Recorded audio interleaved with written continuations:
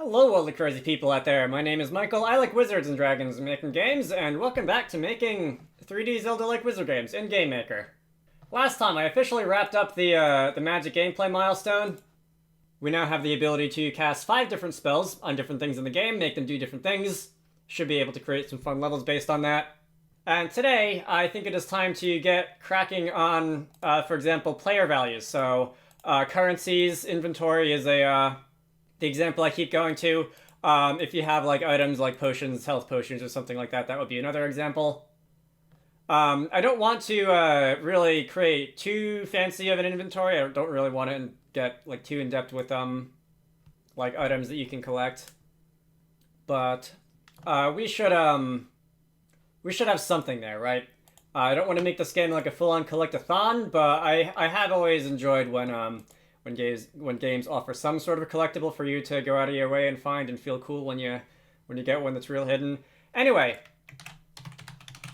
as far as game state goes, I've got a little bit of structure for a game state class already.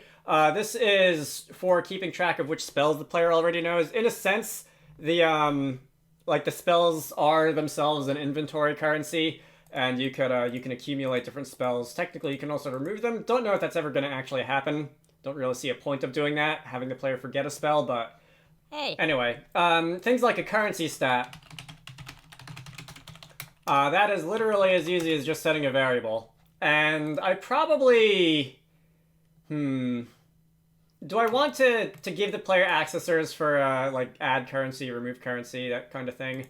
I feel like it would be bad if the player's currency value goes below 0, so maybe I'll at least do one for add and remove.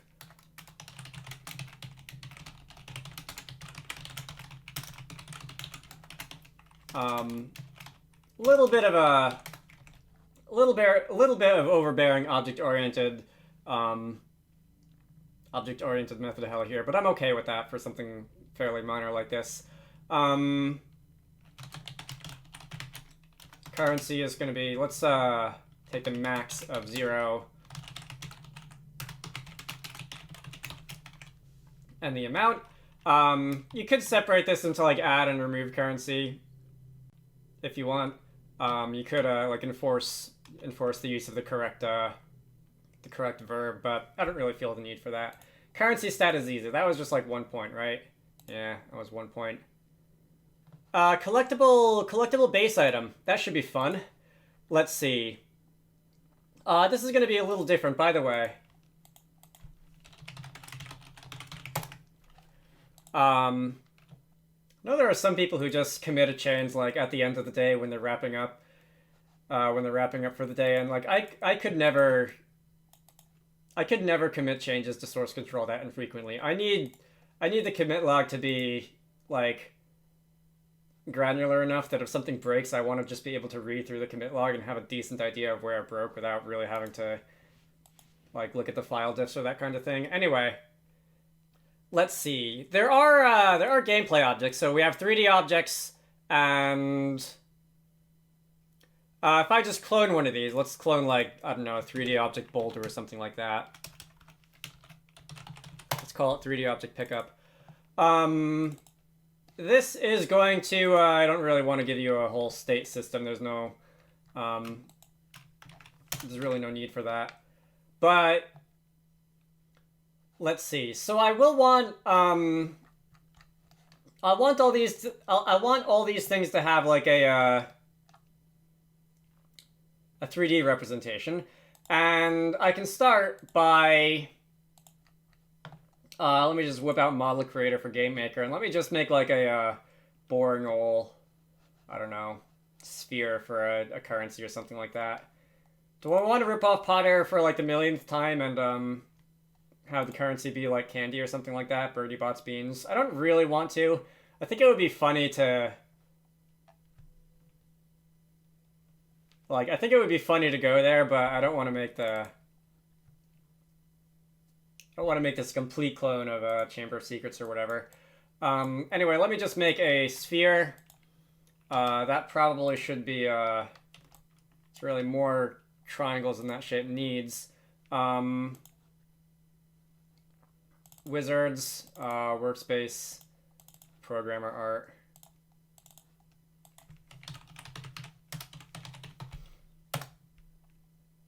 And then I'll just add that to the game files. Hang on a minute. All right, we've got just a little ball which is going to represent currency for now. All right, that's great. How fun. So right now, it would probably make sense to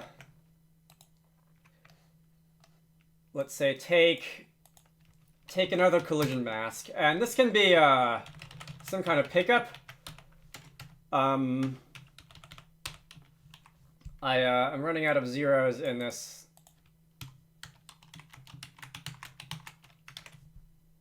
In this bit mask here.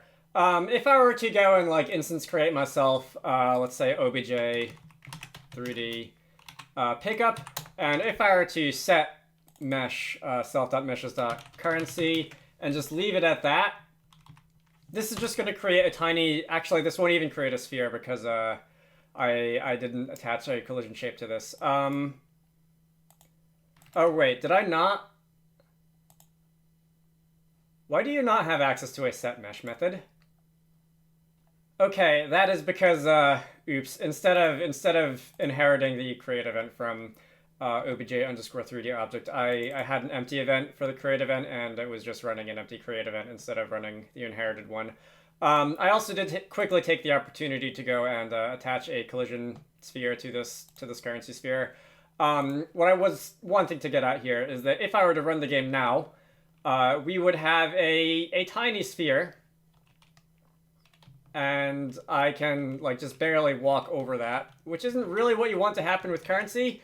Let's spawn you a little bit higher off the ground, shall we? So what I'd like to do is I'd like to attach the pickup collision mask to these things, and let's we can set the mask and the group, right? We can set the mask and the group. I can really make this look stupid. Event inherited. I can say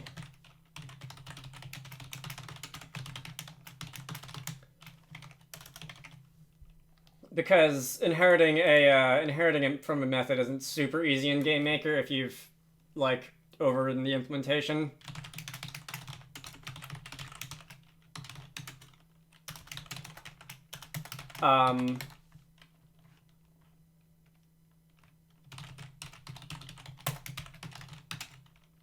What is it? The mask can be collision masks dot pickup, and the group can be, I think, the default one, right? I think so.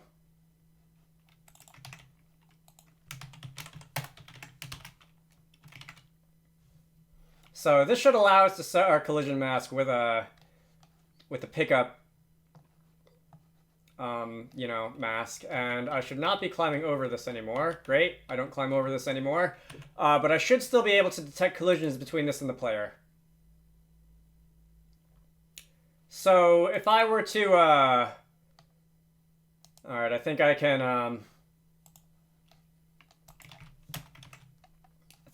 I can safely override the state machine part of the begin step event. Or maybe this should be like end step or something after the player's position has been updated. All right, let's do that. Let's go with step, end step. If obj_game dot collision dot check object. Actually, can I check this directly against the player? Would that be easier? Alright, so like, should the player check for collisions against the surroundings, or should the surroundings check for collisions with the player? It's kind of like an age-old debate in GameMaker, and the answer for performance reasons is the former. So I guess I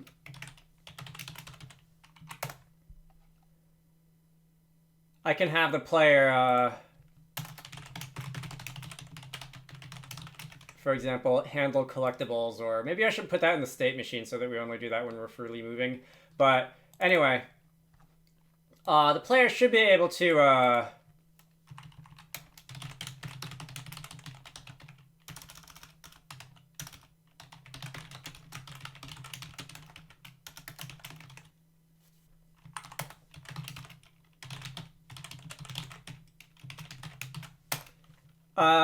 I did change this so that it returns a an array of things that it overlaps with, right? I'm pretty sure I did that.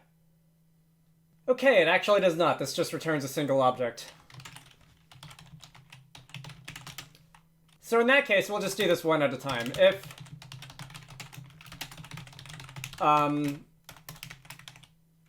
If we do run into one of those things, if collectible is not equal to undefined, then we can do something, else we'll just not do something. I will want to temporarily set the mask to E collision mask stop pickup so that I can like detect collision with the pickups, and then I will want to set it back to whatever it was originally.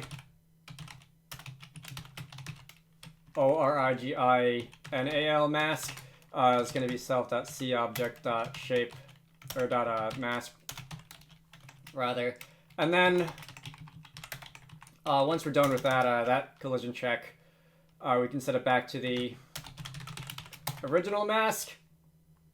For right now,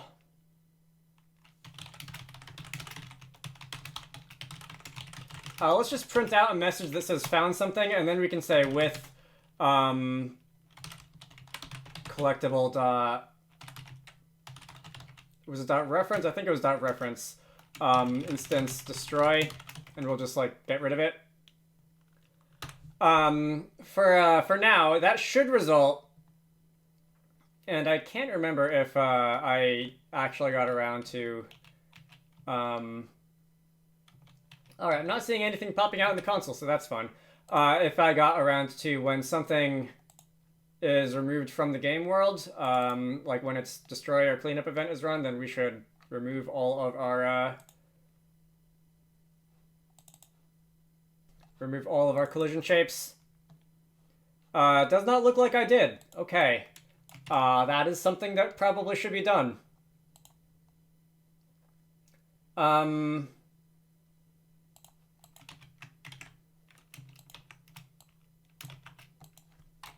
However, I do want to make sure that this breaks in the way that I expect it to if I don't do that.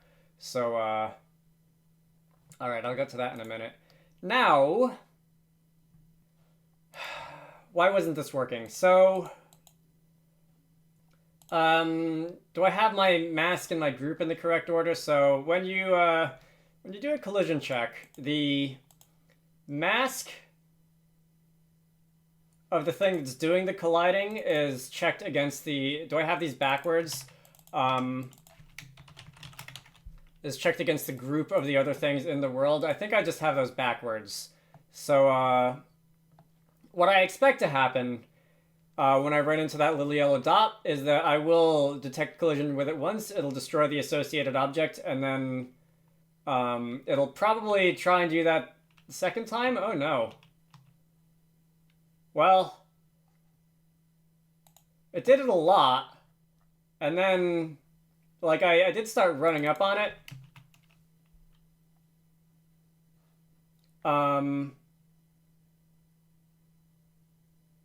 Which wasn't the intended effect. And then at some point... Oh, that wasn't, okay. That was when I tried to, like, put my cursor over it and get a spell response, and then that just broke. Alright, so it kind of broke, but not in the way that I expected it to. How do I deal with this? Player, your collision mask. What is it? Because if my past self just set it to everything, then I'm gonna laugh. Climb target, camera target, grounded check. Alright, the mask of the incoming object is ANDed against the group of everything in the world. Which means that if the group of the collectible object is this, and does not share any bits in common with the mask of the player, which it doesn't, then it shouldn't detect any collisions just like ordinarily. And I don't know why it seems to be doing that. I'm pretty sure I'm getting my masks and my groups mixed up again. I'm pretty sure that's not the first time that's happened in this series. So, all right, if I set the mask of the pickups to none, then I don't write up on it, which is good. But I also don't get the printout telling me that I picked up a thing.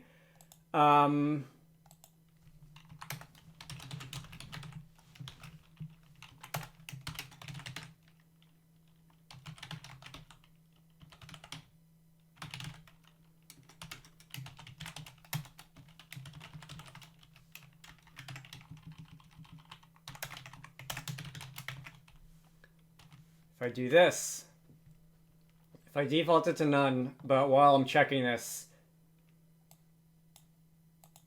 and that should be plural. But while I'm checking this, I set it to the pickup value. That feels like cheating. That feels like a dumb way to do it, but alright. For better or for worse, it's not actually working. Like, why isn't it working now?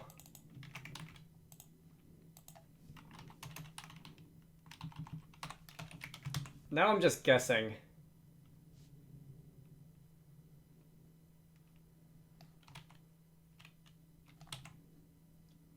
Like, it is where I thought it is, right? I called set collision update collision positions, and it was where I thought it was when I was like riding up on it, right?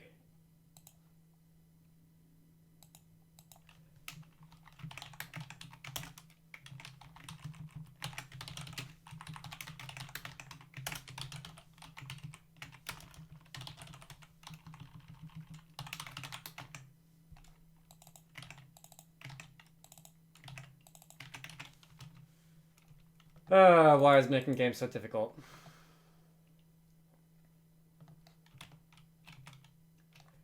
Okay, well, I guess I just had it thoroughly backwards. It's my group and the mask of the incoming shapes that's the determining factor here.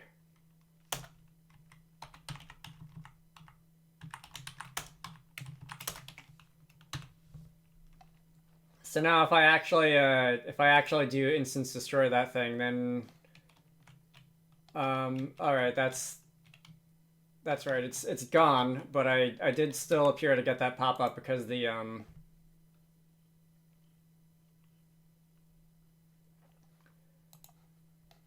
code that I commented out because I wanted to see it not working in a certain way before continuing this code here. Removing collision objects when an object is removed from the world. All right. So we've got the ability to pick things up. We've got the ability to, I believe that would be like on trigger enter in Unity terms, versus on collision enter. Let's see. Let's break this up into pieces. So, firstly,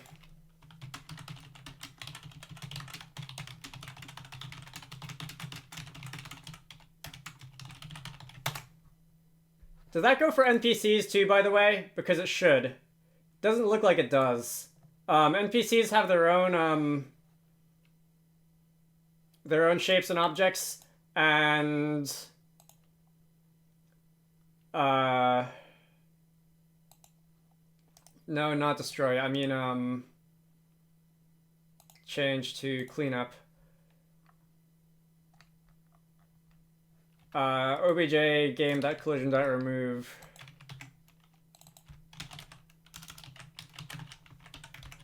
And the shape should be automatically garbage collected because there are, at this point, will be no references to it, right? Alright. Then there's the matter of these basic pickup things. So, did I...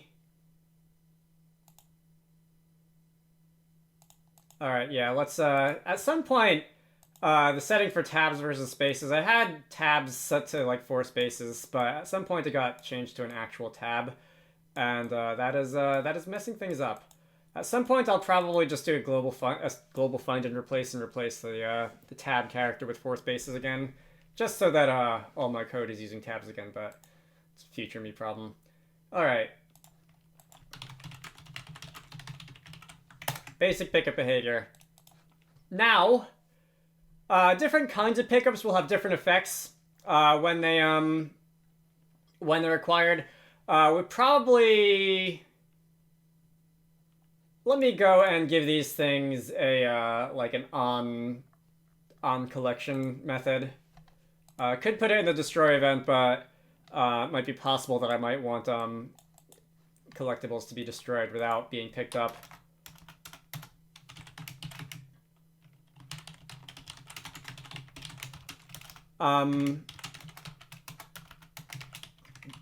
The default behavior for that could be, for example, GameState.currency++.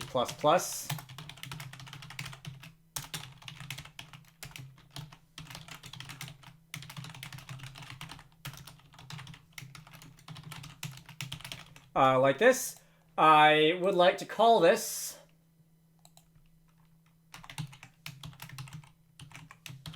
let's say about here.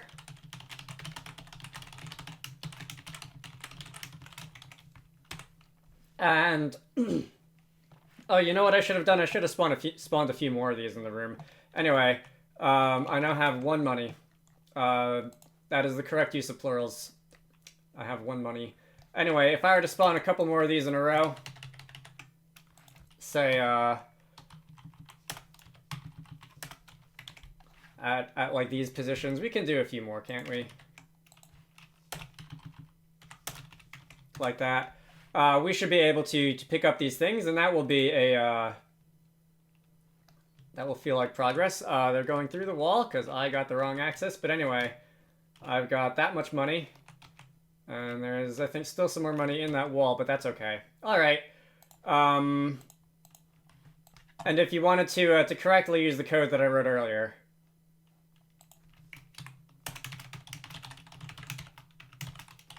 could add currency with a parameter of 1 there. Alright, so that is, let's see, that's a currency stat. I can say that's finished. A global game state, I can say that's finished. That was really finished a while ago. That doesn't count. Collectible base item that does things when you walk into it. Oh, I wanted these to be sprites. I'll probably make them sprites eventually. Should I not check that off now? Not all of these had like implementation details. Some of them did. Oh, I also wanted visual effects on the slow time objects. All right. I should probably write that down too in some place where I'll like remember it. Anyway, where were we? This is cards that were done recently. Currency stats. Yeah. Okay.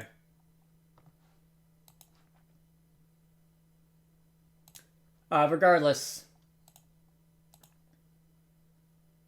default collectible is just currency. There's that. I did not get any collectible card related things in the game yet.